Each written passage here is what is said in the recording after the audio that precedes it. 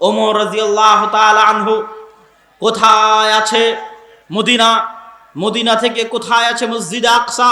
দীর্ঘ 1500 কিলোমিটারের পথ। দীর্ঘ 1500 কিলোমিটারের পথ। ওমর রাদিয়াল্লাহু তাআলা আনহু অর্ধেক রাস্তা নিজে উটের পিঠে, অর্ধেক রাস্তায় চাকরকে উটের পিঠে বসিয়ে, মাত্র একজন সফর সঙ্গী নিয়ে পায়ে হেঁটে উটের পিঠে রশি টেনে জেরুজালেমের দরজায় উপস্থিত হয়েছেন। আজকের যেই জেরুজালেম, যেই মসজিদে আকসায় আমরা সালাত আদায় করতে পারি না, প্রবেশ করতে পারি না, যেতে পারি না, ওই মসজিদে আকসার গেটে, জেরুজালেমের গেটে ওমর রাদিয়াল্লাহু তাআলা প্রবেশ করেছেন। গায়ে জীর্ণ শীর্ণ জামা, টানছেন উটের রশি ধরে। কেননা পালাক্রমে ওই সময়ে তারই পালি ছিল রশি ধরে টানার। উটের পিঠে বসিয়ে রেখেছেন চাকরকে। 12,000 মুসলমানের সেনাবাহিনীর 4,000 সাহাবী, প্রধান সেনাপতি আবু উবাইদা ইবনুল জাররাহ, আরো সেনাবাহিনীতে সাহাবীরা ছিল, খালিদ ইবনুল ওয়ালিদ ছিল, আরো বহু সাহাবী ছিল। আবু উবাইদা ইবনুল জাররাহ হন্তদন্ত হয়ে ছুটে এসে ওমর রাদিয়াল্লাহু তাআলা আনহুকে বলছে, ইয়া আমিরাল মুমিনিন ইন্নার রোমান ইয়ানজুরু ইলাইনা নাজরাতা কিল্লাহ। হে আমিরুল মুমিনিন, আজ হাজার হাজার পাদ্রী, বিশাল রোমান এম্পায়ারের হেডকোয়ার্টার, রোমান এম্পায়ারের রাজধানী জেরুজালেমের আজ পতন হচ্ছে। মদিনার আমিরুল মুমিনিন ওমর ইবনুল খাত্তাবের হাতে আজ হাজার হাজার পাদ্রী অপেক্ষায় আছে আপনাকে দেখবে। তাই আপনি জীর্ণ শীর্ণ কাপড় পরে, আপনি উটের রশি ধরে টানতে টানতে আজ এখানে উপস্থিত হয়েছেন। তারা আমাদের দিকে নিচু দৃষ্টিতে দেখবে, তারা আমাদের নিয়ে হাসি ঠাট্টা করবে। দেখো মুসলমানদের আমিরুল মুমিনিনকে, দেখো সাহাবীদের আমিরুল মুমিনিনকে কিভাবে উটের রশি ধরে টানছে। ওমর ইবনুল খাত্তাব একটা কড়া ধমক দিলেন। ধমক দিয়ে বলছেন, আবু উবাইদা, আজকে যদি তোমার কাছ থেকে এই বক্তব্য না শুনে অন্য কারো কাছ থেকে শুনতাম, এত কষ্ট পেতাম না। শোনো আবু উবাইদা, কুন্না কওমান আযিল্লাহ, আমরা ছিলাম মরুভূমির রাখাল। মক্কায় কোনোদিন রাজত্ব প্রতিষ্ঠিত হয়নি, আরবে কোনোদিন রাজত্ব প্রতিষ্ঠিত হয়নি। রাজত্ব ছিল পারস্যের, রাজত্ব ছিল রোমদের। মক্কা কেন্দ্রিক কোনো শাসন ব্যবস্থা পৃথিবীতে কোনো দিনই প্রতিষ্ঠিত হয়নি। মদিনা কেন্দ্রিক, জাজিরাতুল আরব কেন্দ্রিক শাসন ব্যবস্থা পৃথিবীতে কোনোদিন প্রতিষ্ঠিত হয়নি। কুন্না কওমান আযিল্লাহ, আমরা ছিলাম মরুভূমির রাখাল। আজ মাত্র 20-30 বছরের ব্যবধানে আমার মতো ওমরকে আল্লাহ সুবহানাহু ওয়া তাআলা মরুভূমির রাখাল থেকে উঠিয়ে জেরুজালেম বিজয় করছি, রোমান এম্পায়ারের হেডকোয়ার্টার বিজয় করছি। আযযানাল্লাহু বিল ইসলাম। আজকে এই সম্মান আল্লাহ আমাদেরকে কাপড় চোপড় দিয়ে দেয়নি। আজকের এই সম্মান আল্লাহ আমাদেরকে টাকা পয়সা দিয়ে দেয়নি। আজকের এই সম্মান আল্লাহ আমাদেরকে দিয়েছে ইসলাম অনুসরণের কারণে, কোরআন অনুসরণের কারণে। এটা তোমরা শুনে রেখো। তাহলে আমরা কি আলোচনা করছিলাম যে এই কোরআন দিয়ে আল্লাহ আমাদের একটা অংশকে উপরে পৌঁছে দিবে। এই অংশ সেই অংশ, এই ওমর ইবনুল খাত্তাব সেই অংশ যারা কোরআনের বরকতে, কোরআনের বদৌলতে কোথায় পৌঁছে গেছে, মরুভূমির রাখাল থেকে কোথায় পৌঁছে গেছে, যে জীর্ণ শীর্ণ জামা কাপড় পরে জেরুজালেম দখল করে নিচ্ছে মাত্র 12,000 সাহাবী নিয়ে, 3 লক্ষ থেকে 5 লক্ষ সেনাবাহিনীকে পরাজিত করে। আর আজকে 1400 বছর পরে 80 বছর থেকে মুসলমানেরা মসজিদে আকসায় যেতে পারে না। 80 বছর থেকে মুসলমানেরা মসজিদে আকসায় সালাত আদায় করতে পারে না। এটাই পার্থক্য, যে আল্লাহ এই কিতাব দিয়ে একটা অংশকে উপরে পৌঁছে দিবে আর এই কিতাব দিয়ে একটা অংশকে নিচে নামিয়ে দিবে। আজ সারা মুসলিম বিশ্বে মুসলমানদের বাড়িতে, মুসলমানদের ঘরে কোরআনের যে অবস্থা, মুসলমানদের ওই অবস্থা আল্লাহ করে ছেড়ে দিয়েছে। আমি যদি বুঝাতে না পারি তো আমার ব্যর্থতা। আপনার বাড়িতে আপনি কোরআনের যে অবস্থা করে ছেড়েছেন, দুনিয়াতে আল্লাহ আপনার ওই অবস্থা করে ছেড়েছে। আপনার মসজিদে আপনি কোরআনের যে অবস্থা করে ছেড়েছেন, যে আপনার মসজিদে কোরআন শিক্ষার ব্যবস্থা রাখেননি, তো দুনিয়াতে আল্লাহ আপনাকে ওই অবস্থা বানিয়ে দিয়েছে। রোহিঙ্গাদের বাড়িতে ঘরে কোরআন মাজিদের যে অবস্থা হয়েছে, দুনিয়াতে আল্লাহ ওদেরকে ওই অবস্থা বানিয়ে দিয়েছে। সারা পৃথিবীতে মুসলমানদের বাড়িতে ঘরে সমাজে রাষ্ট্রে কোরআনের যে অবস্থা মুসলমানেরা করেছে, আল্লাহ মুসলমানদেরকে ওই অবস্থায় ফেলে দিয়েছে। কোরআন যে অবস্থায় থাকবে ওদের মান সম্মান সে অবস্থায় থাকবে। এই হাদিস তার প্রমাণ, ওমর ইবনুল খাত্তাবের ঘটনা তার প্রমাণ। সম্মানিত উপস্থিতি, এই জন্য জাতিগতভাবে যদি আমরা আল্লাহর আযাব থেকে বাঁচতে চাই, জাতিগতভাবে যদি আল্লাহর গজব থেকে বাঁচতে চাই, মসজিদে আকসায় সালাত আদায় করতে যেতে পারি না, এটা আল্লাহর শাস্তি। যে আল্লাহ আমাদেরকে মসজিদে আকসায় সালাত আদায় করার তৌফিক দেয় না, অন্য মুসলমানদেরকে তৌফিক দিয়েছে। এটা আল্লাহ সুবহানাহু ওয়া তাআলার শাস্তি আমাদের উপর। আর একটা জিনিস মনে রাখবেন যে উম্মতে মুহাম্মাদির উপরে আযাব এবং গজব অতীতের উম্মতদের মতো করে উম্মতে মুহাম্মাদির উপর আযাব গজব আসবে না। অতীতের উম্মতের উপর আযাব গজব কিভাবে এসেছে? নূহ আলাইহিস সালাতু ওয়াস সালামের কওমকে আল্লাহ বিশাল মহাপ্লাবন দিয়ে পানিতে ডুবিয়ে দিয়েছে। লূত আলাইহিস সালাতু ওয়াস সালামের কওমকে আল্লাহ শহর উল্টিয়ে দিয়ে পুরো শহরটার নিচে থেকে উপরে উল্টিয়ে দিয়ে পুরো শহরটাকে ধ্বংস করে দিয়েছেন। এই আযাব ছিল লূত আলাইহিস সালাতু ওয়াস সালামের কওমের জন্য। আদ সামুদ জাতিকে আল্লাহ সুবহানাহু ওয়া তাআলা বিকট আওয়াজ, বিশাল ঝড় ঝঞ্ঝা, হাজার লক্ষ কিলোমিটার গতির ঝড় ঝঞ্ঝা দিয়ে ধ্বংস করে দিয়েছেন। উম্মতে মুহাম্মাদিকে আল্লাহ বন্যা দিয়ে, ঝড় ঝঞ্ঝা দিয়ে, বিকট আওয়াজ দিয়ে ধ্বংস করবেন না। উম্মতে মুহাম্মাদির উপর আযাব এই ফরম্যাটে, এই সিস্টেমে, এই রূপে, এইভাবে, এই ধরনে আসবে না। উম্মতে মুহাম্মাদির উপর আযাবের ফরম্যাট, আযাবের ধরন, আযাবের সিস্টেম, আযাবের রূপ হচ্ছে উম্মতে মুহাম্মাদির উপর বিধর্মীদের চাপিয়ে দেওয়া হবে। উম্মতে মুহাম্মাদির উপর বিধর্মীদের চাপিয়ে দেওয়া হবে। তারা উম্মতে মুহাম্মাদিকে পিটবে, তারা উম্মতে মুহাম্মাদিকে পশু পাখির মতো গুলি করে হত্যা করবে, নির্বিচারে বম নিক্ষেপ করে মাটির সাথে ধূলিসাৎ করে দিবে। এটাই হচ্ছে উম্মতে মুহাম্মাদির উপর আল্লাহর পাঠানো শাস্তির ফরম্যাট, ধরন, পরীক্ষার ধরন। তো আজকে আপনাদের রংপুরের ভীম শহরের পীরগঞ্জের শত শত বাড়িতে কোনো মানুষ না কোরআন পড়ে, না কোরআন জানে, না কোরআন বুঝে। হাজারো যুবক এখানে বসে আছে, যেহেতু মসজিদগুলোতে মক্তব নাই, তো না তারা কোরআন পড়ে, না কোরআন শিখে, না কোরআন বুঝার চেষ্টা করে। তো আপনাদের উপর যদি আল্লাহ গজব পাঠাতে চায়, তাহলে আপনাদের এই রংপুর ভূমিকম্প দিয়ে ধসিয়ে দেওয়া হবে না, আপনাদের এই রংপুরকে বন্যা দিয়ে ডুবিয়ে দেওয়া হবে না, আপনাদের এই রংপুরের উপর এমন বিধর্মীদের চাপিয়ে দেওয়া হবে যে একদিনে যদি রংপুরের সব মানুষকে জবাই করা হয়, একদিনে, আজকে এখন আপনারা এখানে বসে আছেন, এখন এখানে আকাশ থেকে বম নিক্ষেপ করে সবাইকে যদি হত্যা করে দেওয়া হয়, পৃথিবীতে তাকিয়ে দেখার কেউ থাকবে না। ফিলিস্তিনকে চোখের সামনে দেখেন, রোহিঙ্গাদেরকে চোখের সামনে দেখেন, গোটা রংপুরের মানুষকে একদিনে জবাই করে দেওয়া হলো, পৃথিবীতে কেউ টু শব্দ করবে না যে দুনিয়াতে রংপুর নামে কোনো জায়গা ছিল যেই জায়গাতে আজকে 1 কোটি মুসলমানকে জবাই করা হয়েছে। এইটা হচ্ছে আমাদের উপর আযাব, এইটা হচ্ছে আমাদের উপর গজব।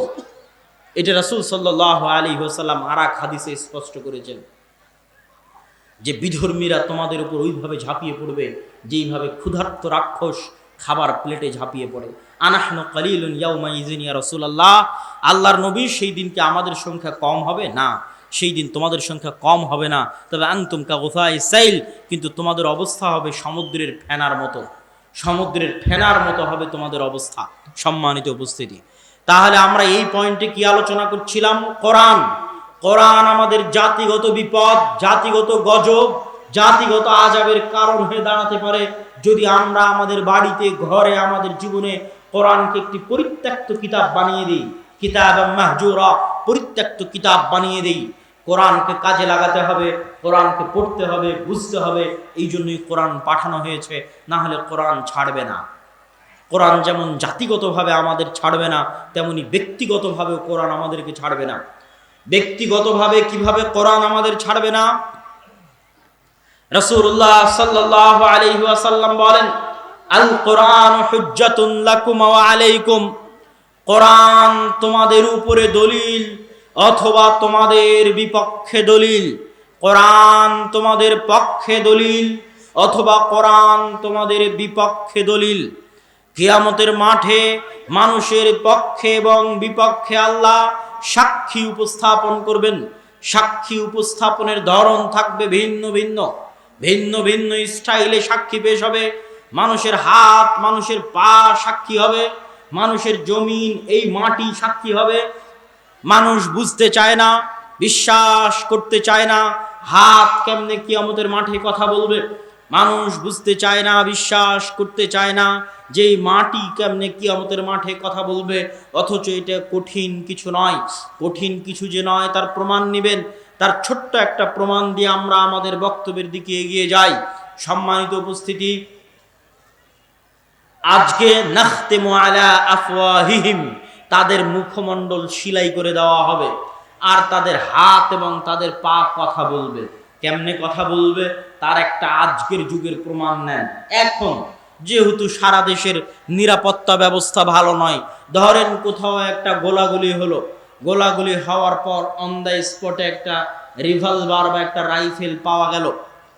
পুলিশ যারা আসবে তারা ওই এলাকাটাকে ক্রাইম স্পট হিসেবে চিহ্নিত করে হাতে গ্লাভস পরে ওই রাইফেল এবং রিভলভারগুলো উঠাবে। হাতে গ্লাভস পরে কেন উঠাবে? তারা ওটা ফরেনসিক রিপোর্টে দিবে যে এই রিভলভার বা এই রাইফেলটা ফরেনসিক রিপোর্ট করে দেখো, সেটা কম্পিউটারে ওই ডাটা ইনপুট করে দেখো যে সারা বাংলাদেশে যত মানুষ মোবাইল কেনার সময় ফিঙ্গার দিয়েছে, সারা বাংলাদেশে যত মানুষ পাসপোর্ট করার সময় ফিঙ্গার দিয়েছে, জাতীয় পরিচয়পত্র করার সময় ফিঙ্গার দিয়েছে, এদের কারো ফিঙ্গারের সাথে এই রিভলভারে পাওয়া ফরেনসিক রিপোর্ট মিলে কি মিলে না? কম্পিউটারে ডাটা ইনপুট করা মাত্র চলে যাবে, ম্যাচিং করবে যে হ্যাঁ অমুক ব্যক্তি যে এই মোবাইল এই নামে রেজিস্ট্রেশন করে রেখেছে তার আঙ্গুলের ছাপ এই রিভলভারে পাওয়া যাচ্ছে। এখন আপনার কাছে আমার প্রশ্ন, আমি এই মাইকটাতে হাত দিলাম, আর কি দেখা যায় যে আমি এখানে হাত দিয়েছিলাম? কোনো আলামত চিহ্ন আছে যে আমি এখানে হাত দিয়েছিলাম? কিন্তু এটাকে এখন ফরেনসিক রিপোর্টে পাঠালে বিজ্ঞান বলতে পারবে যে আমি আব্দুল্লাহ এখানে হাত দিয়েছিলাম।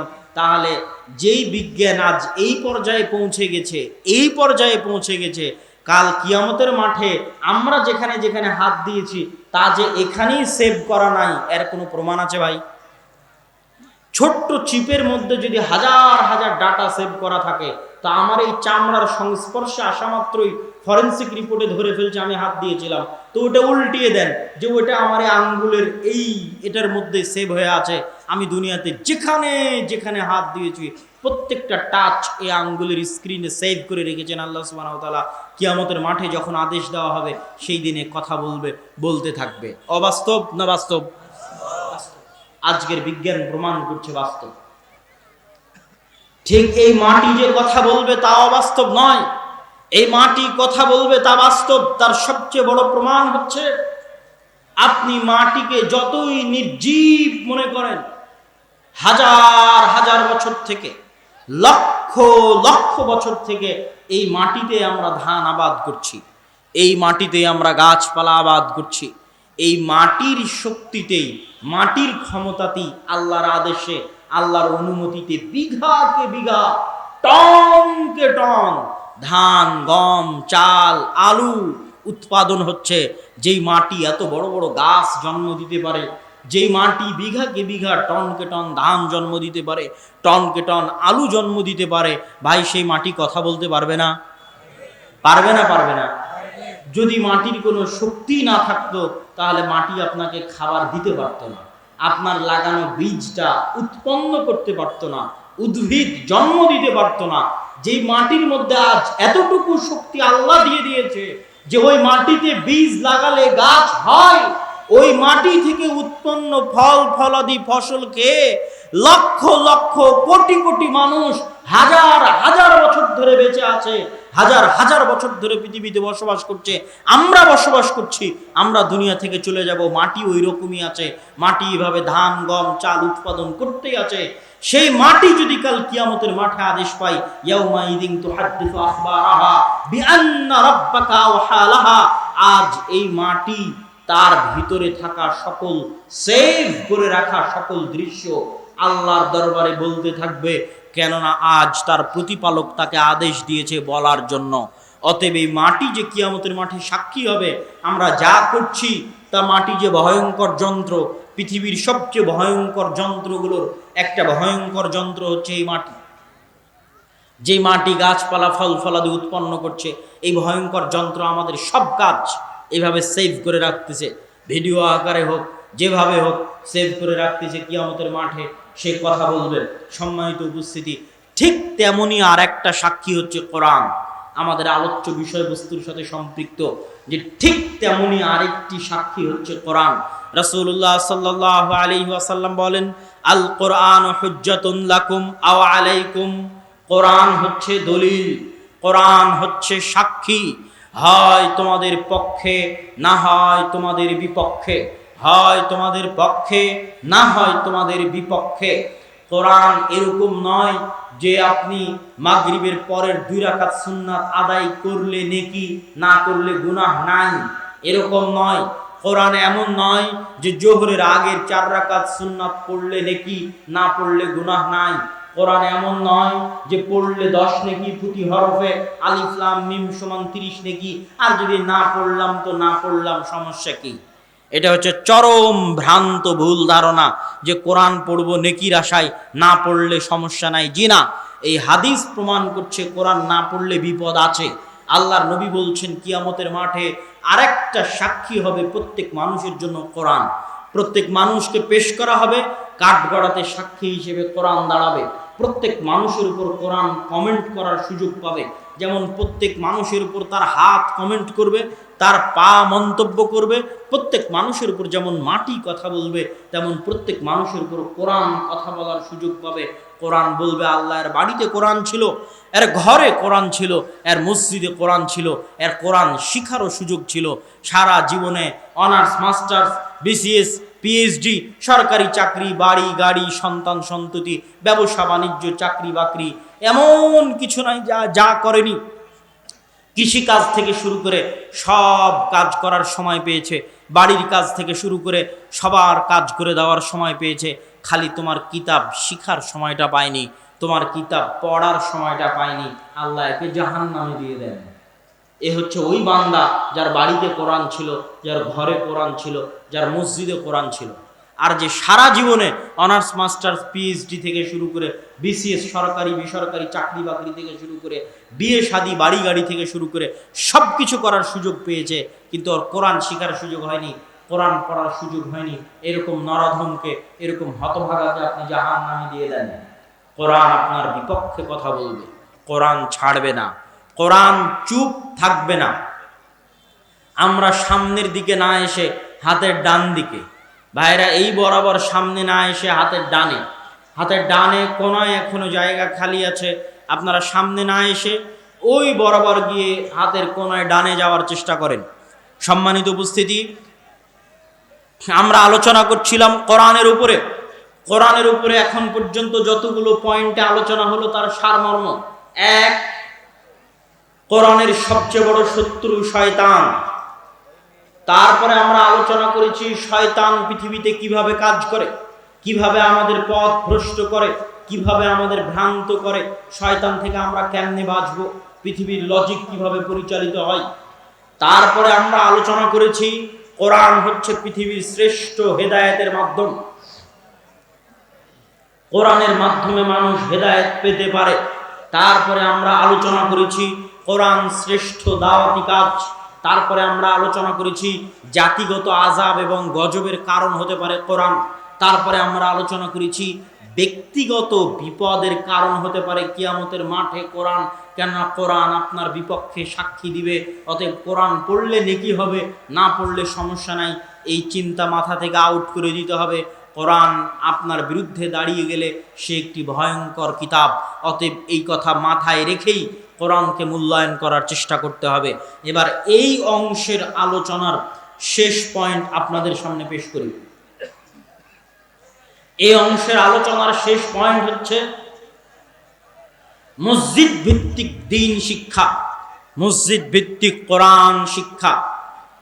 মসজিদ ভিত্তিক দ্বীন শিক্ষা সম্পর্কে বলতে গিয়ে শুরুতে আমাদের আলোচনা করতে চাই সারা বিশ্বে মুসলমানদের শিক্ষার বেহাল দশা। আজকে আপনি ফিলিস্তিনের মুসলমানদের উপরে যে নৃশংস নির্মম হামলা চলছে, এই নৃশংস নির্মম হামলার যতই প্রতিবাদ করেন, আমরাও প্রতিবাদ করছি, আমরাও আল্লাহর দরবারে দোয়া করছি, কিন্তু আপনাকে একটা সত্য বাস্তবতা বলে রাখি, আমার চোখে দেখা বাস্তবতা। ভারতের মুসলমানদের দেখেছি, সৌদি আরবের মুসলমানদের দেখেছি, ইউরোপ সফর করে বিভিন্ন দেশ থেকে ইউরোপে যে মুসলমানেরা গেছে তাদেরকে দেখেছি। মুসলমানদেরকে দেখার দীর্ঘ অভিজ্ঞতার আলোকে আপনাকে বলছি, সারা পৃথিবীতে মুসলমানেরা শিক্ষায় অধপতিত, অবহেলিত, অতি নিম্ন স্তরের একটি জাতিতে পরিণত হয়েছে জ্ঞান, বিজ্ঞান এবং শিক্ষায়। আমার চোখ সাক্ষী, আইফেল টাওয়ার, ফ্রান্সের রাজধানীর আইফেল টাওয়ারের সামনে আশেপাশে যত মানুষ বসে বিড়ি খাচ্ছে, যত মানুষ বসে মদ খাচ্ছে, যত মানুষ বসে জুয়া খেলতেছে, তার 90% মুসলমান। তার 90% মুসলমান। সব আফ্রিকা থেকে এসেছে, মরক্কো থেকে এসেছে, লিবিয়া থেকে এসেছে। সাদা চামড়ার নেটিভ আমার চোখে ওখানে পড়েনি।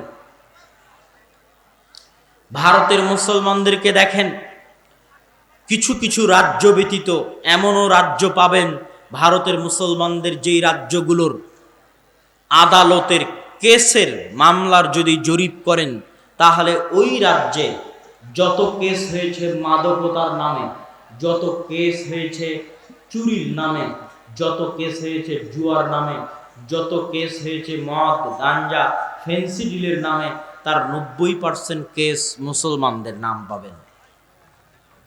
কেন? মুসলমানেরা একটি মদখোর, জুয়াখোর জাতিতে পরিণত হয়ে গেছে, নাউজুবিল্লাহ। বলতে না চাইলেও বলতে হচ্ছে। এবার যদি যান আরব বিশ্বে গেলে কি দেখবেন? আরব বিশ্বে গেলে দেখবেন অঢেল টাকা থাকার পরেও, অঢেল সম্পদ থাকার পরেও সেই টাকা, সেই সম্পদ বিনোদন আর পর্যটন, বিনোদন আর পর্যটন। কে তাদের মাথায় বুদ্ধি দিয়েছে পর্যটন দিয়ে ইনকাম করতে হবে? দুবাইকে এমন করে বানাও যেন আমেরিকা আর ইউরোপের সকল নাগরিকেরা দুবাই বেড়াতে আসে, এটাই আমার ইনকাম। কেন দুবাইয়ে বেড়াতে আসবে? আমেরিকা আর ইউরোপ হচ্ছে শীত প্রধান, যেখানে মাত্র 3 মাস রোদ থাকে, বাকি সময়ে পুকুরে বা নদীতে বা সমুদ্রে গোসল করা অসম্ভব, এত ঠান্ডা। তো তারা কোথায় উলঙ্গ হয়ে গোসল করতে পারবে? দুবাইয়ে আসলে উলঙ্গ, অর্ধ উলঙ্গ হয়ে গোসল করতে পারবে। এই জন্য দুবাই মনে করছে আমি ওইভাবে পর্যটন শিল্প দাঁড় করাবো, এটাই আমার ইনকাম। আবার কেউ মনে করছে আমি ফুটবল বিশ্বকাপ আয়োজন করব, এটাই আমার ইনকাম। কিন্তু আমি চ্যালেঞ্জ দিয়ে বলি, ওই ফুটবল বিশ্বকাপ আয়োজন করতে যে লজিস্টিক সাপোর্ট লাগবে, জ্ঞান এবং বিজ্ঞানের সাপোর্ট লাগবে, যেমন দুবাইয়ের বুর্জ খলিফা বানাতে যে টেকনোলজির সাপোর্ট লাগবে, ইঞ্জিনিয়ারিং সাপোর্ট লাগবে, এই ইঞ্জিনিয়ারিং সাপোর্ট দেওয়ার মতো জ্ঞান তাদের নাই। এই পুরো ইঞ্জিনিয়ারিং কনস্ট্রাকশন কোম্পানিগুলো বিদেশি, হয় চাইনিজ কোম্পানি, না হয় আমেরিকান, ইউরোপিয়ান কোম্পানি। তাহলে উন্নতি কোনটা? আপনি বুর্জ খলিফা বানাতে পেরেছেন, এটা উন্নতি? বুর্জ খলিফা বানিয়ে মানুষের কাছে টাকা ইনকাম করছেন, এটা উন্নতি? না বুর্জ খলিফা বানানোর মতো জ্ঞান আপনার দেশের নাগরিকের নাই, বুর্জ খলিফা বানাতে হয়েছে বিদেশি কোম্পানিকে এনে, উন্নতি কোনটা? এই ছোট্ট জ্ঞানটুকু মুসলমানদের মাথায় কেন আসে না, আল্লাহ সুবহানাহু ওয়া তাআলা ভালো জানে। আর আপনি ইউরোপ এবং আমেরিকায় যাবেন, ইউরোপ এবং আমেরিকা পৃথিবী জোর করে শাসন করছে, এ কথা আমি বিশ্বাস করি না। ইউরোপ এবং আমেরিকার পৃথিবী শাসন করার যোগ্যতা আছে, জ্ঞান আছে, তাই পৃথিবী শাসন করছে। আমাদের যোগ্যতা নাই, আমাদের জ্ঞান নাই, এই জন্য আমরা পৃথিবী শাসন করছি না, এ কথাই সত্য। আমি সারা বাংলাদেশ সফর করলে কখনো মনে হয় না যে একবার বইটা হাত দিয়ে দেখি, একবার বইটা পড়ে দেখি। আর ইউরোপে যতদিন সফরে বের হয়েছে, ট্রেনে উঠেছি অথবা বাসে উঠেছি, এমন কোনো দিন যায়নি আল্লাহর কসম, বিমান হোক, ট্রেন হোক, বাস হোক, যেখানে উঠলে আর 10টা ইউরোপিয়ান সাদা চামড়াকে না দেখেছি যে তারা বই পড়ছে। তাদের হাতে বই আছে, তারা বই পড়ছে। ট্রেনে থাকা অবস্থাতেও বই পড়ছে, বাসে থাকা অবস্থাতেও বই পড়ছে, বিমানেও বই নিয়ে উঠেছে, পার্কে যখন বসে আড্ডা দিচ্ছে তখনও বই আছে।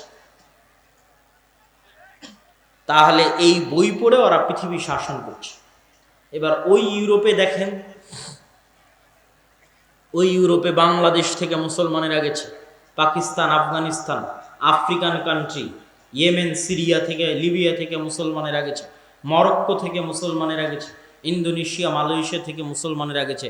আপনি জরিপ করেন যে ইংল্যান্ড, আমেরিকা সহ ইউরোপের দেশগুলোতে যত মুসলমানেরা আছে তাদের কত পার্সেন্ট বিশ্ববিদ্যালয়ের টিচার, তাদের কত পার্সেন্ট মেডিকেলের প্রফেসর। ওই জরিপ বাদ দেন, আপনি এখানে জরিপ করেন বাংলাদেশের যতগুলো IELTS সেন্টার আছে যেখানে বিদেশে যাওয়ার জন্য IELTS পরীক্ষা দেয়, এখানে জরিপ করেন। ভিসা যে অফিসগুলো আছে ইউরোপ এবং আমেরিকার, সেখানে জরিপ করেন। যারা ইউরোপ আমেরিকায় পড়ার জন্য যাচ্ছে এদেরকে জিজ্ঞেস করেন ওদের কতজন পড়াশোনা শেষ করে বিশ্ববিদ্যালয়ের টিচার হওয়ার জন্য যাচ্ছে, ওদের কতজন পড়াশোনা শেষ করে মেডিকেলের প্রফেসর হওয়ার জন্য যাচ্ছে। নাই তা নয়, আছে, কিন্তু 90% যাচ্ছে ওই দেশের রেস্টুরেন্টে গিয়ে ওয়েটার হবে, 90% যাচ্ছে ওই দেশে গিয়ে ট্যাক্সি ড্রাইভার হবে, 90% যাচ্ছে ওই দেশে গিয়ে কেয়ার হোমের জব করবে। কেয়ার হোমের জব মানে বাড়ির কাজের লোক, এটা হলো কেয়ার হোমের জব। যেহেতু আমি দেখে এসেছি, বাস্তব অভিজ্ঞতা বলছি। তো সারা পৃথিবী থেকে যত মুসলমান গেছে ইউরোপ আমেরিকায়, জরিপ করেন যে তাদের সামাজিক অবস্থান কি, ওই সমস্ত দেশে তাদের সামাজিক স্ট্যাটাস কি। তাদের বেশিরভাগের সামাজিক স্ট্যাটাস দোকানদার তথা সুপার শপের মালিক, দোকানের মালিক। বেশিরভাগের সামাজিক স্ট্যাটাস ড্রাইভার, ট্যাক্সি ড্রাইভার। বেশিরভাগের সামাজিক স্ট্যাটাস হচ্ছে রেস্টুরেন্টের ওয়েটার। বেশিরভাগের সামাজিক স্ট্যাটাস হচ্ছে কেয়ার হোমের জব করে তথা বাড়ির কাজের লোক। আরব, মধ্যপ্রাচ্যের কথা তো বাদই দিলাম। তথা যখন দেশে তখনও গোলাম, যখন বিদেশে তখনও গোলাম। এই গোলামির জিঞ্জির চলতে থাকবে। এই গোলামির জিঞ্জির চলতে আছে শিক্ষা না থাকার কারণে, জ্ঞান বিজ্ঞানে পিছিয়ে থাকার কারণে। আপনি যদি এই সারা পৃথিবীর মুসলমানদের অবস্থা ক্যামেরা দিয়ে দেখতে চান, জুম লেন্স ক্যামেরা দিয়ে দেখতে চান, যে আমি এখানে বসে থেকে দূরবীন দিয়ে দেখব যে সারা বিশ্বের মুসলমানদের অবস্থা কি, তাহলে ভূমধ্য সাগর, ভূমধ্য সাগর, এক পাশে লিবিয়া, এক পাশে মরক্কো, এক পাশে হচ্ছে আপনার আজকের ফিলিস্তিন, তারপরে আজকের ইসরায়েল, আর আরেক পাশে, এগুলো সব হচ্ছে এক পাশে, আর আরেক পাশে হচ্ছে ইতালি, স্পেন, ফ্রান্স, মধ্যেখানে হচ্ছে ভূমধ্য সাগর। এই ভূমধ্য বন্দর থেকে, লিবিয়ার বিভিন্ন বন্দর থেকে নৌকা ছাড়ে, যে নৌকাগুলো বাতাস দিয়ে ফুলানো নৌকা, খেলনা নৌকা, বাতাস দিয়ে ফুলানো, কাঠের ডিঙ্গি নৌকাও নয়, যে ডিঙ্গি নৌকায় রোহিঙ্গারা আসে এই ডিঙ্গি নৌকাও নয়, বাতাস দিয়ে ফুলানো নৌকা। এই বাতাস দিয়ে ফুলানো নৌকাতে অন্তত 300 থেকে 400 মানুষ বসে আছে, যারা সবই মুসলমান, সবই মুসলমান। সারা পৃথিবীর বিভিন্ন দেশ থেকে এই মুসলমানেরা ওখানে গিয়ে জমা হয়েছে। এই নৌকা যখন রাত 12টা-1টার সময় ছাড়বে, তখন এই নৌকার ভাগ্যে দুটো জিনিস লেখা আছে, হয় সমুদ্রে ডুবে মরে যাবি, আর না হলে ইউরোপের কোনো দেশ যদি ভিক্ষা দেয় শরণার্থী হিসেবে, থাকার যদি জায়গা দেয়, ওদের পুলিশ ওদের শরণার্থী আশ্রয় কেন্দ্রের যারা আছে তাদের এসে, যেমন আমরা রোহিঙ্গাদের আশ্রয় দিয়েছি, ওইরকম ওরা যদি আশ্রয় দেয় তাহলে ওদের শরণার্থী শিবিরে যাব। তারপরে আস্তে আস্তে একদিন অবৈধ থেকে বৈধ, বৈধ থেকে আস্তে আস্তে কাগজপাতি, তারপরে একদিন NID পাসপোর্ট, এইভাবে একটা সময় প্রতিষ্ঠিত হয়ে যাব। ওটা হচ্ছে জান্নাত, আর আমরা আছি জাহান্নামে। এই যে এই নৌকায় থাকা মুসলমানেরা হচ্ছে সারা বিশ্বের মুসলমানদের চিত্র। এই নৌকায় প্রত্যেক দিন এরকম শত নৌকা। যত যুবক এখানে বসে আছে সবাই ইউটিউবে গিয়ে সার্চ দিতে পারো, এটা সম্পর্কে জানার জন্য, তথ্য নেওয়ার জন্য তোমরা সার্চ দিতে পারো, যাতে তোমাদের অনুভূতি কাজ করে, যাতে তোমাদের চিন্তা শক্তি কাজ করে। সম্মানিত উপস্থিতি, তা আমি বলছিলাম সারা পৃথিবীতে মুসলমানদের শিক্ষার অবস্থা ভয়ঙ্করভাবে অবনতিতে। এবার আসে আমার নিজের দেশ, প্রিয় মাতৃভূমি বাংলাদেশ। বাংলাদেশ পাকিস্তানের মতো থার্ড ওয়ার্ল্ড কান্ট্রির যারা দেশ আছে, এরকম থার্ড ওয়ার্ল্ড কান্ট্রির দেশগুলোতে তারা মনে করে উন্নতি মানে রাস্তাঘাট, তারা মনে করে উন্নতি মানে ব্রিজ, তারা মনে করে উন্নতি মানে কালভার্ট, তারা মনে করে উন্নতি মানে ফ্লাইওভার। এগুলো উন্নয়নের পার্ট, কিন্তু প্রকৃত উন্নয়ন হচ্ছে শিক্ষা, প্রকৃত উন্নয়ন হচ্ছে জ্ঞান, প্রকৃত উন্নয়ন হচ্ছে গবেষণা। জ্ঞান, গবেষণা এবং শিক্ষার জন্য বড় কোনো মেগা প্রজেক্ট, বড় কোনো মেগা বাজেট এই সমস্ত দেশে আপনি পাবেন না। কেন পাবেন না?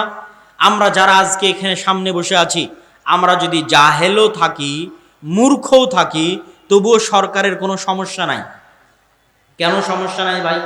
সরকারে যেই আসুক, যেই থাকুক, আমার উদ্দেশ্য এটা নয়। আমার উদ্দেশ্য হচ্ছে এই দেশের মানুষ যদি মূর্খ থাকে, জাহেল থাকে, তো সরকারের কোনো সমস্যা নাই। কেন? সরকারের যদি দুইটা মদখোর জুয়াখোর গুন্ডা থাকে, তাহলে ওই মদখোর জুয়াখোর গুন্ডা দিয়েই ক্ষমতা থাকবে। তাহলে আপনাকে শিক্ষিত করে লাভ কি? আপনি শিক্ষিত হলে তো আর গোলামি করবেন না।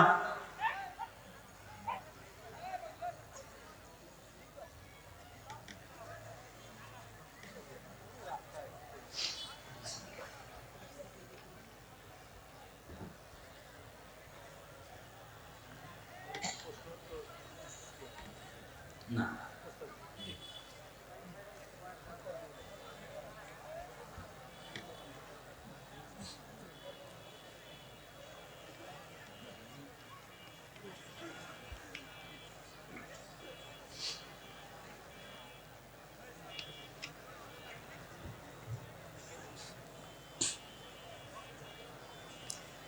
সম্মানিত উপস্থিতি, আমরা আমাদের দীর্ঘ আলোচনার শেষ প্রান্তে পৌঁছে গেছি।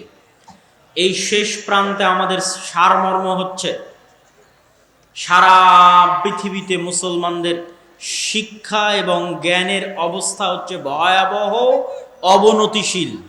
আরব বিশ্ব থেকে শুরু করে, ইউরোপে যাওয়া মুসলমানেরা থেকে শুরু করে, ভারতের মুসলমানেরা থেকে শুরু করে, বাংলাদেশের মুসলমান পর্যন্ত আপনাদেরকে উদাহরণ দেওয়া শেষ, আপনাদেরকে উদাহরণ দিয়ে বুঝিয়ে দেওয়া শেষ।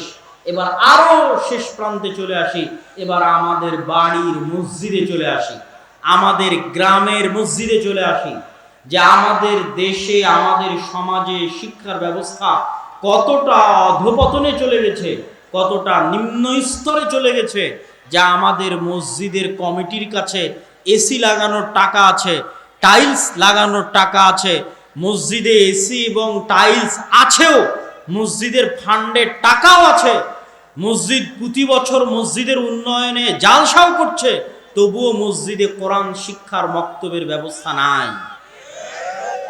এরকম কত মসজিদ নিবেন? আমি মাঠ থেকে বলতেছি, 126টা মসজিদ সফরের দীর্ঘ অভিজ্ঞতা থেকে, 250টা মসজিদে মক্তব উদ্বোধনের অভিজ্ঞতা থেকে বলছি, এরকম বহু মসজিদ আমার চোখে পড়েছে, যেই মসজিদে এসি আছে, টাইলস আছে, মসজিদের কমিটির টাকাও আছে, কিন্তু মসজিদে কোরআন শিক্ষার ব্যবস্থা করা নাই। এই জন্য আমি বক্তব্য দিতে দিতে তখন শক্তভাবে ওই মসজিদগুলোতে বলে এসেছি, যে আজকে আপনাদের সামনেও বলতে চাচ্ছি, যে আপনারা যারা আজকে এখানে উপস্থিত আছেন, যে যেখান থেকে এসেছেন, যে অঞ্চল থেকে এসেছেন, আপনাদেরকেও বলতে চাচ্ছি, আপনার মসজিদের কমিটিকে আপনি এই মেসেজটা পৌঁছে দিবেন, এই বার্তাটা পৌঁছে দিবেন, যে মসজিদের বড় দায়িত্বগুলোর দ্বিতীয় বড় দায়িত্ব সালাত হচ্ছে প্রথম বড় দায়িত্ব, সালাতের পরে দ্বিতীয় বড় দায়িত্ব হচ্ছে কোরআন বা দ্বীন শিক্ষার ব্যবস্থা করা। মসজিদ কমিটি যদি সালাতের পরে মসজিদে দ্বীন শিক্ষার ব্যবস্থা শক্তিশালী না করতে পারে, তাহলে ওই মসজিদ কমিটি মসজিদ পরিচালনায় অযোগ্য। ওই মসজিদ কমিটিকে মসজিদের দায়িত্ব থেকে ইস্তফা দিতে হবে, অন্যথায় মসজিদে কোরআন এবং দ্বীন শিক্ষার ব্যবস্থা শক্তিশালী করতে হবে। সম্মানিত উপস্থিতি, আপনাদের সামনে আরো একটি উদাত্ত আহ্বান জানিয়ে বলতে চাই, যে বাংলাদেশে এরকম একটি মুসলিম প্রধান দেশের 90% অধিক ছেলে মেয়ে স্কুলে যায়, তারা মাদ্রাসায় আসে না। এই জন্য মাদ্রাসা প্রতিষ্ঠা করা সমাধান নয়। দিন জাতিকে দিন শিখানো, মাদ্রাসা প্রতিষ্ঠা করা তার সমাধান নয়। আমরা যত বেশি মাদ্রাসা বানাই না কেন, অবশ্যই জাতির উপকার হবে, আলেম তৈরি হবে, দায়ী তৈরি হবে, কিন্তু এই পার্সেন্টেজ আমি কমাতে পারবো না, যে মাদ্রাসায় আসা শিক্ষার্থীর সংখ্যা হচ্ছে 2%, 2.5%, আর স্কুলে যাওয়া শিক্ষার্থীর সংখ্যা হচ্ছে 90%। এটা ওই দিন কমবে যেই দিন সরকারিভাবে দিন শিক্ষাকে একীভূত করে সিলেবাস তৈরি করা হবে, স্কুল কলেজ মাদ্রাসা মিলিয়ে দিন শিক্ষাকে একীভূত করে সিলেবাস তৈরি করা হবে, সেই দিন এই পার্সেন্টেজ কমতে পারে। যতদিন এই রকম কোনো সিলেবাস তৈরি না হচ্ছে, সিলেবাসের অবস্থা তো আরো অধপতন, আরো ভয়াবহ। আমাদের জাতীয় সিলেবাসের অবস্থা, স্কুলের সিলেবাসের অবস্থা আরো অধপতন, আরো ভয়াবহ। সেখানে দ্বীনের শিক্ষা, কোরআনের শিক্ষার আশা করা তো বহু দূরের কথা। সেখানে 90% ছেলে মেয়ে এই সমস্ত স্কুলে যায়, এই সমস্ত ছেলে মেয়েরা মাদ্রাসায় যায় না। এই সমস্ত ছেলে মেয়েদের কাছে যদি আমরা দিন পৌঁছাতে চাই, তাহলে আজকের এই একদিনের বক্তব্য দিয়ে সম্ভব নয়। এই 1 ঘন্টার বক্তব্য, বছরে একদিন আপনার কাছে আসলাম, এসে 1 ঘন্টার বক্তব্য দিয়ে আপনাকে আমি কি দিন শিখাবো, জাতিকে আমি কি দিন শিখাবো?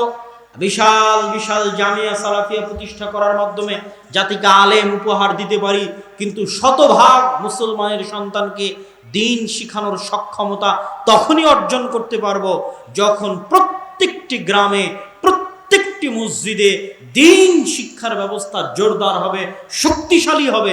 তখনই রুট লেভেলে, তৃণমূল পর্যায়ে, বাড়িতে বাড়িতে, গ্রামে গ্রামে দিনের মৌলিক বেসিক প্রাথমিক জ্ঞানটা অন্তত প্রত্যেক মুসলমানের সন্তানের কাছে আমরা পৌঁছে দিতে পারবো।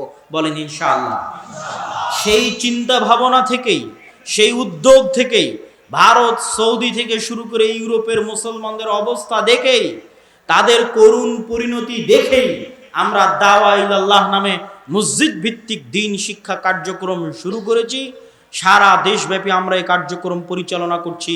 আজকে যে অনুষ্ঠানটি আয়োজন হয়েছে সেটিও দাওয়া ইলাল্লাহর অধীনে এই অনুষ্ঠানটি আয়োজন হয়েছে। এই অনুষ্ঠানের মাধ্যমে অত্র অঞ্চলে আমরা মসজিদ ভিত্তিক মক্তব শিক্ষাকে দুর্বারভাবে, শক্তিশালীভাবে এগিয়ে নিয়ে যেতে চাই। আপনারা যারা যেখান থেকে এসেছেন, যারা আজকের প্রোগ্রামের আয়োজক কমিটি আছেন, তারা সহ, যেহেতু এই এলাকা, এই অঞ্চল আমার সফর দেওয়া হয়নি, হয়তো রাজশাহীর সালাফি কনফারেন্সের পরে সফর দিব ইনশাআল্লাহ। সফর দিলে আরও বিস্তারিত কথা হবে, কিন্তু তারপর উদাত্ত আহ্বান জানিয়ে গেলাম, যে যেখান থেকে এসেছেন জামিয়া সালাফিয়ার সাথে যোগাযোগ করবেন। জামিয়া সালাফিয়ার সাথে যোগাযোগ করে আমাদের মসজিদে মক্তব পরিচালনার জন্য আমাদের বিশেষ আলাদা সিলেবাস আছে। সেই বিশেষ আলাদা সিলেবাসের উপর মক্তবের শিক্ষককে ট্রেনিং দেওয়ার ব্যবস্থা আছে। মক্তবগুলোর ম্যানেজমেন্ট, হাজিরা থেকে শুরু করে পরীক্ষা, সার্টিফিকেট থেকে শুরু করে সকল কিছুর ব্যবস্থাপনা আমাদের কাছে আছে।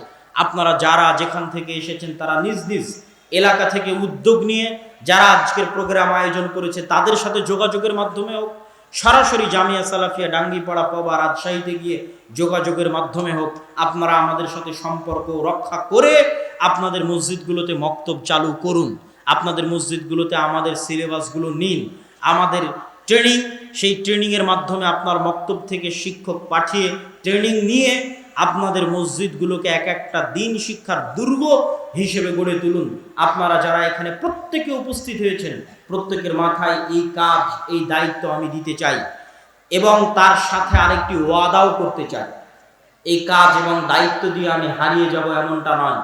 জাতির সাথে আমার ওয়াদা করা আছে, খোলা মাঠে আমার ওয়াদা করা আছে, 126টা মসজিদে গিয়ে আমার ওয়াদা করা আছে। বাংলাদেশের যে কোনো প্রান্তে মসজিদ ভিত্তিক দ্বীন শিক্ষা বাস্তবায়নের লক্ষ্যে আমি আব্দুল্লাহ বিন আব্দুর রাজ্জাকের যদি সেখানে যাওয়ার দরকার হয়, তাহলে আমি আমার নিজের খরচে ফি সাবিলিল্লাহ আপনার ওই মসজিদে গিয়ে আপনার এই মসজিদ ভিত্তিক দ্বীন শিক্ষা কার্যক্রমকে সামনের দিকে এগিয়ে নিয়ে যেতে সহযোগিতা করব ইনশাআল্লাহ। এই মর্মে আমি জাতির সাথে ওয়াদাবদ্ধ এবং আমার সফর অব্যাহত আছে। এই অব্যাহত সফরের ভিত্তিতে আপনারা যদি যোগাযোগ করেন, আপনাদের কাছেও, আপনাদের সামনেও আসা যাবে ইনশাআল্লাহ। যারা আমাদের অনলাইন দেখেন, তারা অনলাইনে আমাদের মসজিদের মক্তবের যে গুগল লিংক দেওয়া আছে, সেই গুগল লিংক দিয়ে আপনারা যাবতীয় তথ্য দিলে আমরা এমনিই চলে আসব ওই তথ্য দেখে, যেভাবে আমরা সব জায়গায় গেছি। আর যদি এটা আপনাদের জন্য কঠিন হয়, তাহলে সরাসরি আমাদের সাথে যোগাযোগ করবেন। আমরা আপনাদের মসজিদগুলোতে আসতে চাই, মসজিদগুলোতে মক্তব পরিচালনা করতে চাই। আর যদি আমাদের পক্ষে আসা সম্ভব না হয়, তবুও আপনারা নিজ উদ্যোগে আমাদের সিলেবাস নিয়ে, আমাদের ট্রেনিংয়ের সময় জেনে আপনার শিক্ষক পাঠিয়ে ট্রেনিংয়ের মাধ্যমে প্রত্যেকটি মসজিদকে শক্তিশালী দ্বীন শিক্ষার দুর্গ হিসেবে গড়ে তুলুন। আপনাদের সামনে এই দাবি, এই দাওয়া রেখে আল্লাহ সুবহানাহু ওয়া তাআলার নিকটে দোয়া করতে চাই, হে আল্লাহ, আপনি আমাদের দেশব্যাপী মসজিদ ভিত্তিক দ্বীন শিক্ষা পরিচালনার এই দাওয়াতি কাজকে কবুল করুন। আল্লাহুম্মা আমিন। এই দাওয়াতি কাজের প্রতি মানুষের অন্তরকে নরম করে দিন, আল্লাহুম্মা আমিন। এই দাওয়াতি কাজের প্রতি মানুষের অন্তরে আগ্রহ তৈরি করে দিন, আল্লাহুম্মা আমিন। যেন মানুষ স্বতঃস্ফূর্তভাবে সানন্দে আমাদের এই দাওয়াতি কাজটি গ্রহণ করে এবং নিজ নিজ এলাকায় গিয়ে মুসলমানের সন্তানদের কোরআন শিক্ষা, দ্বীন শিক্ষার ব্যবস্থা নিশ্চিত করতে পারে। এই তৌফিক আপনি দান করুন, আল্লাহুম্মা আমিন। বক্তব্যের শেষে আল জামিয়া সালাফিয়া দিনাজপুর, তেঘরা, বিরল, দিনাজপুরের সালাফি কনফারেন্স সম্ভবত 3রা ফেব্রুয়ারি অথবা 2রা ফেব্রুয়ারি শুক্রবার, 2রা ফেব্রুয়ারি 2 তারিখ দিনাজপুরের সালাফি কনফারেন্স শুক্রবার। আমরা আশা করব আপনারা এখান থেকে স্বতঃস্ফূর্তভাবে দিনাজপুরের সালাফি কনফারেন্সে অংশগ্রহণ করবেন। পাশাপাশি রাজশাহীর সালাফি কনফারেন্স আগামী সপ্তাহে আছে, যেখানে আপনাদের সুবিধা হয়। তবে দিনাজপুরে অবশ্যই উপস্থিত হবেন, যেহেতু দিনাজপুর প্রতিষ্ঠানটা আমরা রংপুর বিভাগীয় প্রতিষ্ঠান হিসেবে কল্পনা করি, সেহেতু দিনাজপুরের সালাফি কনফারেন্স 2রা ফেব্রুয়ারি আপনাদের অংশগ্রহণের উদাত্ত আহ্বান জানিয়ে এবং বক্তব্য শেষে যাওয়ার সময় মাসিক আল ইতিসাম সহ যে সমস্ত বই পুস্তক আছে সেগুলো নিয়ে যাওয়ার উদাত্ত আহ্বান জানিয়ে আজকে আমি আমার সংক্ষিপ্ত বক্তব্য এখানেই শেষ করছি। ওয়া আখিরু দাওয়ানা আনিল হামদুলিল্লাহি রাব্বিল আলামিন। ও আমাদের স্বেচ্ছাসেবকরা আপনাদের মধ্যে সহযোগিতার জন্য যাবে।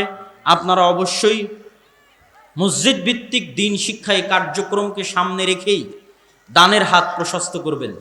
আমাদের স্বেচ্ছাসেবক ভাইয়েরা কই আছে? তাহলে তাদেরকে প্রবেশ করতে বলেন।